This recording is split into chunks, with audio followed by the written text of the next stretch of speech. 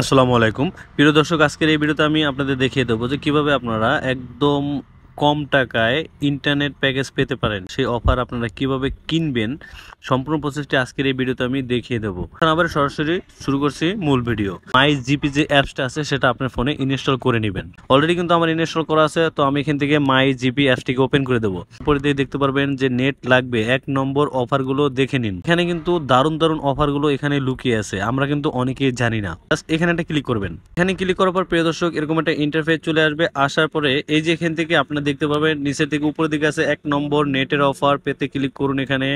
আর এখান থেকে আছে মাই অফার, আপনারা জাস্ট চলে যাবেন মাই অফারে। মাই অফারে যাওয়ার পরে আপনার যে মোবাইলে যেগুলো অফার আছে আপনার সিমে, এগুলো কিন্তু আমরা অনেকে জানি না যে আমাদের সিমে যে কি অফারগুলো থাকে সেগুলো দেখতেছে, বাট অনেকে কিন্তু আমরা জানি না। এই অফারগুলো দেখার জন্য এখানে আসবেন। এখানে আসার পরে স্ক্রল করে নিচের দিকে আসবেন। আসার পরে যে দেখুন এখানে কিন্তু কম টাকার মধ্যে অনেকগুলো অফার পেয়ে যাবেন। মানে যেখানে একটা অফার আছে 138 টাকায় 7 জিবি 30 দিনের জন্য, ঠিক আছে। এটা আমার কাছে খুবই কম মনে হয়, হ্যাঁ, কারণ বর্তমানে যে নেটের দাম প্রচুর পরিমাণে দাম, আপনার ইন্টারনেট কিনতে গেলে অনেক টাকার প্রয়োজন হয়। সেই হিসাবে এই অফারটা কিন্তু আমার কাছে বেস্ট মনে হচ্ছে। তো আমি এই অফারটা কিনবো, তো কিভাবে কিনতে হয় সেটাও দেখিয়ে দিচ্ছি। অফারটা কিনবো এর জন্য এখানে একটা ক্লিক করে দেবো। উপরের দিকে যে অপশনগুলো আছে পেমেন্ট মেথড, আমরা এখানে ডিজিটাল পেমেন্টের মাধ্যমে আমরা 138 টাকা রিচার্জ করব, ঠিক আছে।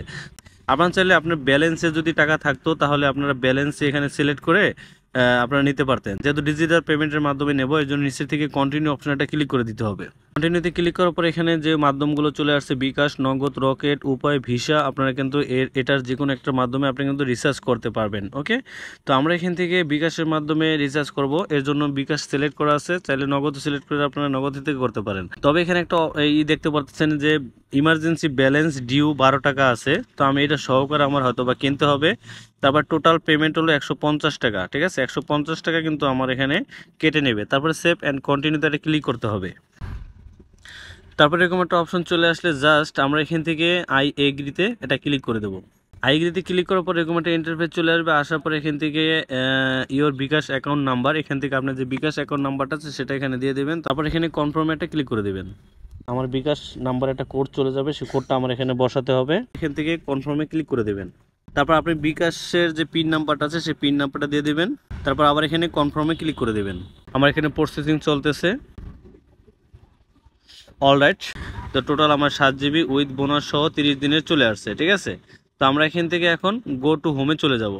এই যে এখানে দেখুন আমাদের উপরের দিকে এখানে কিন্তু আমার ইন্টারনেট ব্যালেন্স চলে আসছে। এখানে ক্লিক করলে আমরা এটার ইন্টারনেটের মেয়াদ সম্পূর্ণ যে এটা সেটা দেখতে পারবো।